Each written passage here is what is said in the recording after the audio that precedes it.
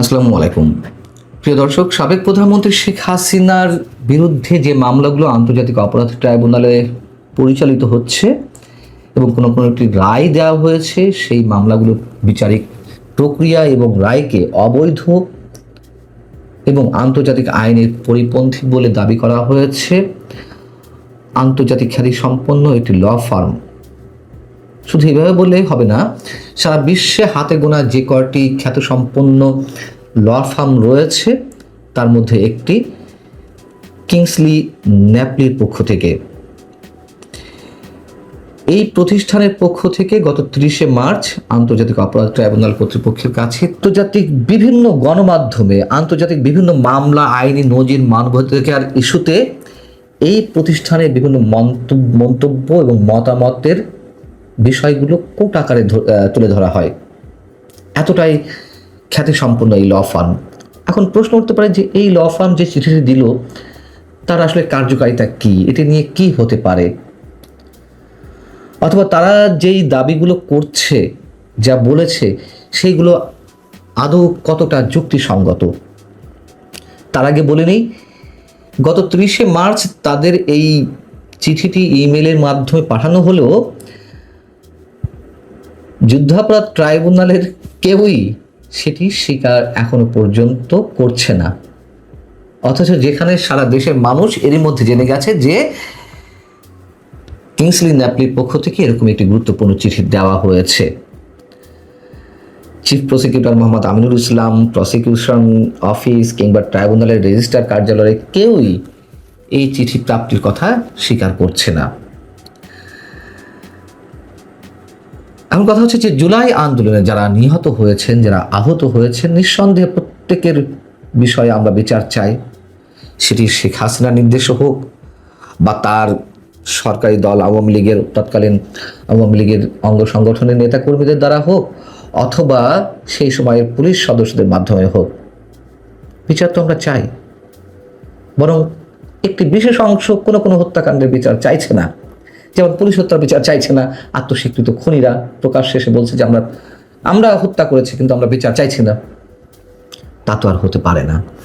যাই হোক, এখন এই বিচারিক প্রক্রিয়া নিয়ে তো নানান ধরনের প্রশ্ন, সন্দেহ, অভিযোগ এর মধ্যে আন্তর্জাতিকভাবেই উঠেছে। একটা উদাহরণ আবারও টানতে হয়। জাতিসংঘ 2024-এর 15 আগস্ট পর্যন্ত যে তদন্ত কার্যক্রম পরিচালিত করলো তাতে বলা হলো যে এই আন্দোলনকে কেন্দ্র করে 5 আগস্ট শেখ হাসিনা সরকারের পতনের আগে এবং পরে 15 আগস্ট পর্যন্ত নিহত হয়েছেন 1400 মানুষ। 15 আগস্ট পর্যন্ত। অথচ ডক্টর ইউনূস সরকার এবং একই সঙ্গে বর্তমান বিএনপি সরকারও বলে আসছে যে 1400 মানুষই হত্যাকাণ্ডের শিকার হয়েছে শেখ হাসিনার মাধ্যমে। এটি কেমন ভাবে হয়? যেখানে ডক্টর ইউনূস সরকার প্রজ্ঞাপন দিয়ে জানিয়েছিল, মানে ইউনূস সরকারের স্বাস্থ্য মন্ত্রণালয়ের পক্ষ থেকে জানানো হয়েছিল যে 832 জন হত্যাকাণ্ডের শিকার হয়েছে।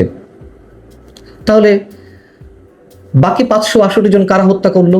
এই 562 জনকে তো আর আওয়ামী লীগ হত্যা করেনি, তাই না? মানে 5 আগস্টের পরে তখন আওয়ামী লীগের নাম গন্ধই ছিল না।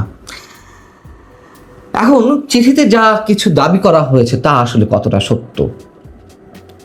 চিঠিতে কি বলা হচ্ছে যে শেখ হাসিনার অনুপস্থিতিতে বিচার করে মৃত্যুদণ্ড দেওয়া হয়েছে, যা ন্যায্য বিচার ও আইনি প্রক্রিয়ার মৌলিক আন্তর্জাতিক মানদণ্ডের সঙ্গে অসঙ্গতিপূর্ণ।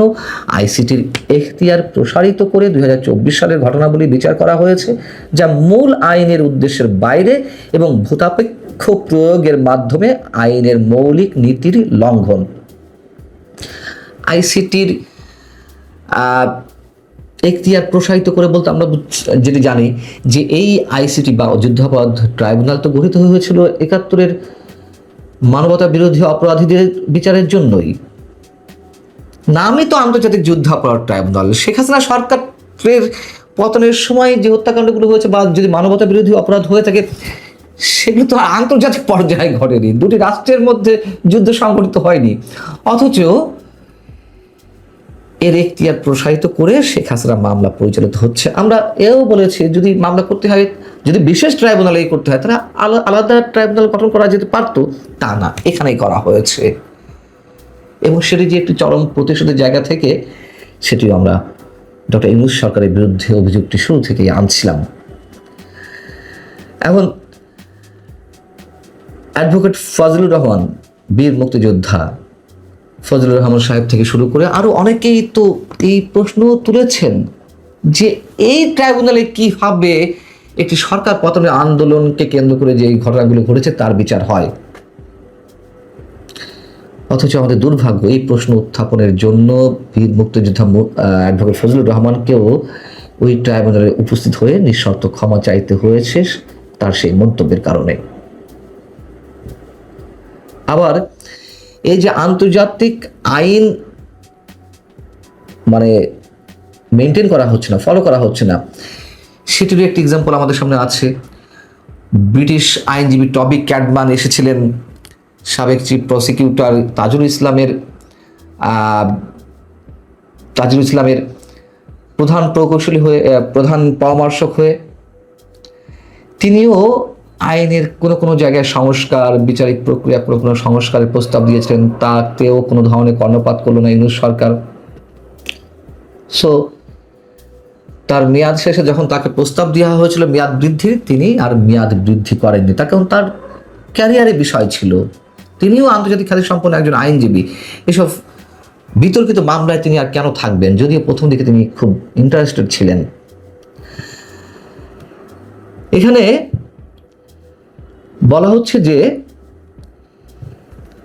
ট্রাইব্যুনালের বিচারক ও প্রসিকিউশন উভয় ক্ষেত্রে রাজনৈতিক পক্ষপাতিত্ব ছিল। বিচারকদের নিয়োগ প্রক্রিয়ায় স্বচ্ছতার অভাব, তাদের রাজনৈতিক সম্পৃক্ততা এবং বিচার চলাকালে পক্ষপাতমূলক মন্তব্যের মাধ্যমে বিচারিক স্বাধীনতা প্রশ্নবিদ্ধ হয়েছে। একই সঙ্গে প্রধান প্রকৌশলীর বিরোধী রাজনৈতিক দলের সঙ্গে সংশ্লিষ্টতা এবং বিচার চলাকালে রাজনৈতিক কর্মকাণ্ডে সম্পৃক্ততার প্রমাণ আছে। এটা তো সত্য কথা। সাবেক চিফ প্রসিকিউটর তাজুল ইসলাম, তিনি জামাতের রাজনীতির সঙ্গে যুক্ত ছিলেন, পরে এবি পার্টিতে তিনি জয়েন করেছিলেন। এবি পার্টির জন্ম কিভাবে বা কারা বেরিয়ে এসে এবি পার্টি করেছে সেও আমরা জানি।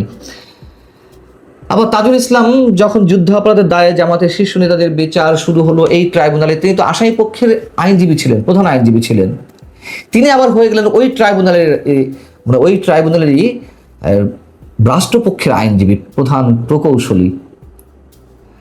যেহেতু ওই ট্রাইব্যুনালে যুদ্ধাপরাধীদের বিচার হয়েছে, তাই কে করেছে? শেখ হাসিনা। তাই ওই ট্রাইব্যুনালেই শেখ হাসিনার বিচার করতে হবে। স্রেফ প্রতিহিংসা, ইউনূস সরকারের প্রতিহিংসা, এ কথাও শুরু থেকে আমি বলে আসছিলাম। এবং সেগুলোই এখন আন্তর্জাতিক খ্যাতি সম্পন্ন ল ফার্ম কিংসলি, ন্যাপলি এগুলো তুলে ধরছে।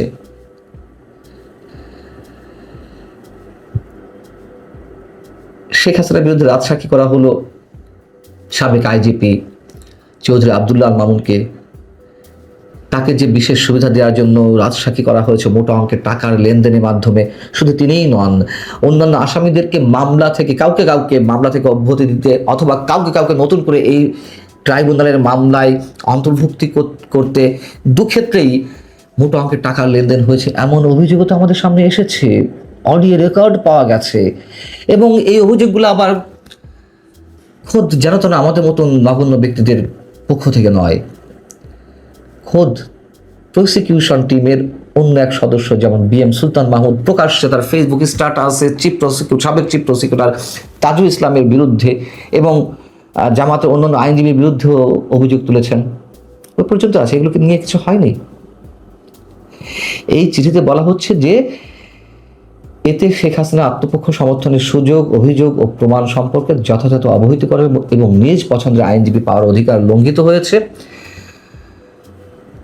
আন্তর্জাতিক মানবাধিকার সংস্থাগুলোর উদ্ধৃতি দিয়ে বলা হচ্ছে যে এই বিচার প্রক্রিয়ায় ন্যায্য বিচারের অধিকার, সাক্ষ্য প্রমাণ যাচাই এবং প্রতিরক্ষা সুযোগ সহ একটি মৌলিক অধিকার, নানান ধরনের মৌলিক অধিকার লঙ্ঘিত হয়েছে।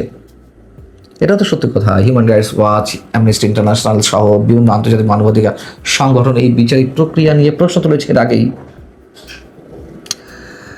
এখন কিংসলি, ন্যাপলির মতন